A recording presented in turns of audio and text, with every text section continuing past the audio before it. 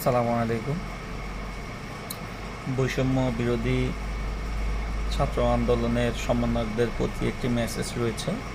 সেটা হলো, আপনারা জানেন আপনাদের সাথে আন্দোলন করতে গিয়ে আরব আমিরাতে এবং সৌদি আরবে কিছু লোক আপনাদের সাথে আন্দোলনে জড়িয়ে পড়ে। এরপরে তাদেরকে পুলিশ কাস্টডিতে নিয়ে যাওয়া হয়।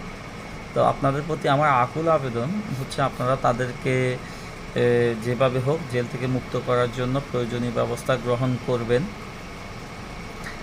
এছাড়াও আরব আমিরাত এবং সৌদি এম্বাসিতে যারা কর্মরত আছেন, তো এম্বাসি কর্মকর্তারা দেখা যাচ্ছে আমাদের বাংলাদেশিদেরকে সঠিক সুযোগ সুবিধা থেকে বঞ্চিত করতেছে। তারা বিভিন্নভাবে তাদেরকে সুযোগ সুবিধা থেকে বঞ্চিত করতেছে, তাদের খোঁজখবর নিচ্ছে না এবং তাদের কোনো ধরনের কেয়ারটেক করতেছে